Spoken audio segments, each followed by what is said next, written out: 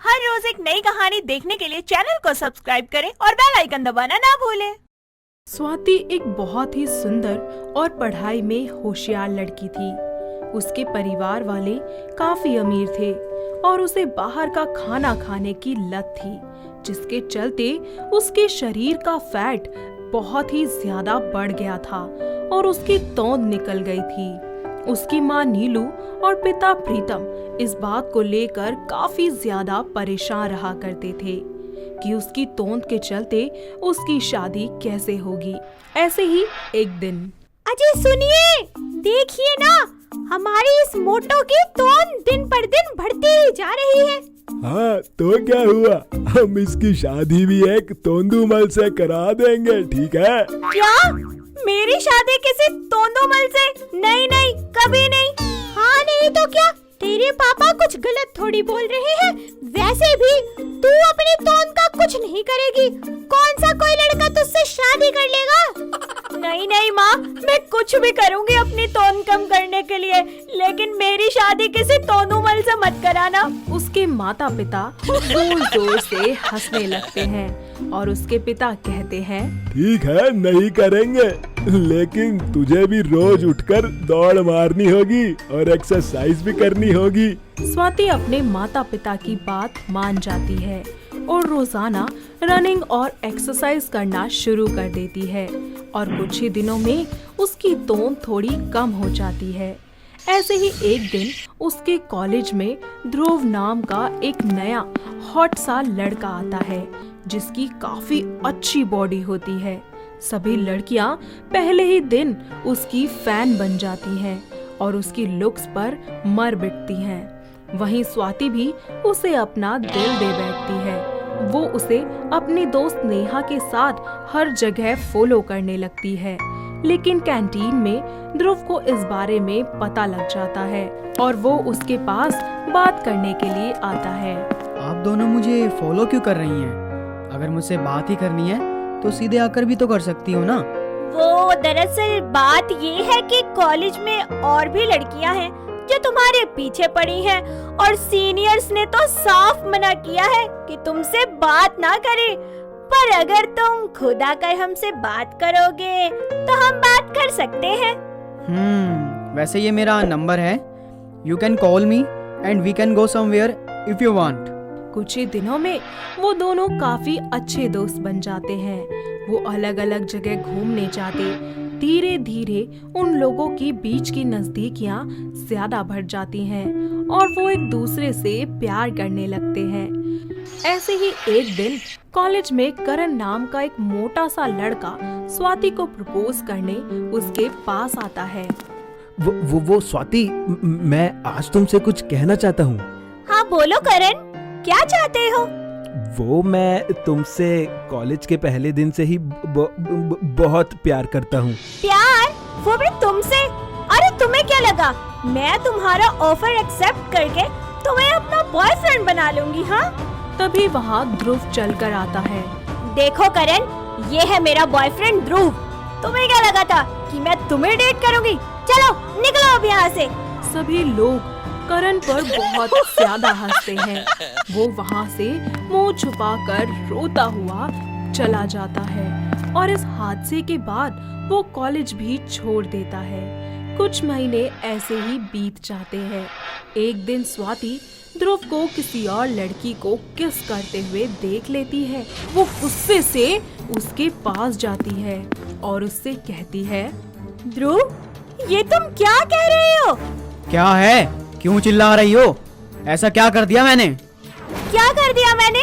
ध्रुव, मैं तुम्हारी गर्लफ्रेंड हूँ ना, और मेरे होते हुए तुम किसी और लड़के को किस कर रहे हो? तू? और वो भी मेरी गर्लफ्रेंड? अबे पहले खुद को देख और फिर मुझे। मैं तेरी जैसी तोंदल को डेट करूंगा? छी, मेरे इतने बुरे दिन भी नहीं आए। तो फिर आज तक जो तुमने मेरे साथ किया वो क्या था? वो? अरे वो तो मेरा बस टाइम पास था, ताकि तू बस मेरे ऊपर खर्चा करती रहे, समझी? वो वहाँ से भागकर सीधे अपने घर आ जाती है और सुबह सुबह कर रोने लग जाती है। ऐसे ही कुछ साल बीत जाते हैं, मगर स्वाति अपने पहले प्यार को नहीं भुला पाती, जिसके दर्द में वो और भी ज्यादा मोटी होती जाती है। ऐसे ही एक दिन उसकी दोस्त नेहा उससे मिलने आती है। चलना साथ घूमने चलते हैं, कितना टाइम हो गया यार हमें साथ घूमे। नहीं, मेरा मूड नहीं है यार। क्या है स्वाति, आखिर कब तक तू उस ध्रुव के बारे में सोचती रहेगी? अरे 3 साल हो चुके हैं इस बात को, भूल जाओ उसे। वो दोनों एक साथ मॉल घूमते हैं और फिर मॉल के फूड कोर्ट में जाकर बैठ जाते हैं। तभी वो दोनों देखती हैं कि उनके साथ वाली टेबल पर करण बैठा है। वो दोनों उसे देखकर चौंक जाती हैं, क्योंकि करण पहले की तरह अब मोटा और भद्दा नहीं होता, बल्कि अब वो एक अच्छे खासे तंदुरुस्त शरीर का मालिक होता है। वो दोनों उसके पास जाकर कहती हैं, स्वाति देख, ये तो वही है ना करण जो अपने कॉलेज में पढ़ता था। देख यार कितना हॉट बन गया है अब तो। हाँ नेहा, ये तो वही है। तुझे पता है इसने कॉलेज क्यों छोड़ा था? क्यों? क्योंकि 3 साल पहले इसने मुझे प्रपोज किया था, पर मैंने इसके सबके सामने बेइज्जती कर दी। क्या तूने इसकी बेइज्जती की थी? पर क्यों? क्योंकि उस वक्त मेरी आंखों पर ध्रुव के प्यार की पट्टी बंधी थी। तो आज अच्छा मौका है स्वाति, तू एक काम कर, इसके पास जा और इससे माफी मांग। पर वर कुछ नहीं, तू जा उसके पास। स्वाति उठकर उसके पास जाती है। हाय करण। ओह हाय स्वाति, कैसी हो तुम और खड़ी क्यों हो? Thank you. वैसे मैं ठीक हूँ, तुम बताओ। तुमने तो यार अच्छी खासी बॉडी बना ली अब। अरे हाँ भाई, क्योंकि तुमने तो मेरी तोंद और मोटापे का इतना मजाक उड़ाया था, तो बस उसी दिन से मैंने सोच लिया कि अब मुझे फिट होना है। और आज इतने सालों की मेहनत के बाद मैं आज एक फिटनेस मॉडल हूँ, वो भी सिर्फ तुम्हारी वजह से। देखो करण, मैं आज तुमसे माफी मांगने आई हूँ। जो भी मैंने तुम्हारे साथ उस दिन कॉलेज में किया, उसके लिए आई एम रियली सॉरी। तुम्हें पता है उसके कुछ दिनों बाद ही ध्रुव ने मुझे धोखा दे दिया और सबके सामने मेरी बेइज्जती कर मुझे छोड़ के चला गया। स्वाति रो मत, देखो यार बुरा लगता है जब कोई सबके सामने तुम्हारी बेइज्जती करे, लेकिन ये हमारे ऊपर होता है कि हम उसे कैसे लेते हैं। हाँ, और अपनी सफलता से उसे पलटकर जवाब भी दे सकते हैं। अब तुम रोना बंद करो और हंस दो, क्योंकि तुम पहले हंसती हुई अच्छी लगती थी और तुम्हारी हंसी ही तो मेरा दिल ले गई थी। करण की बातें सुनकर वो दोनों हंसने लगती हैं और उनका बातों का सिलसिला चलता ही रहता है। साथ ही वो दोनों एक बार फिर से अच्छे दोस्त बन जाते हैं।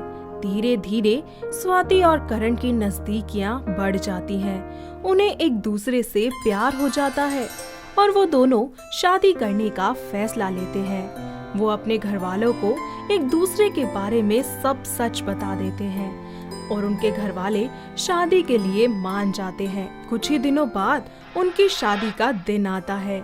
करण के रिश्तेदार स्वाति के शरीर की तोंद देखकर उसकी सास मीना से तरह तरह की बातें करते हैं।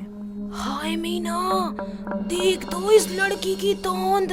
हाय, शक्ल से ज्यादा तो इसकी तोंद दिख रही है। अरे चुप करो तुम सब। अरे जब मेरे को कोई दिक्कत नहीं है तो तुम लोगों के पेट में क्यों मरोड़े उठ रहे हैं? अरे मेरा बेटा खुश है उसके साथ। और वैसे भी तुम लोग जरा अपनी तोंद तो देख लो। अगर एक कप चाय रख दूं ना तो एकदम फिट बैठ जाएगी। आए बड़े बोलने वाले। मीना की बातें सुनकर उन सभी के मुंह बंद हो जाते हैं। उसके बाद उन दोनों की शादी बड़ी धूमधाम से होती है।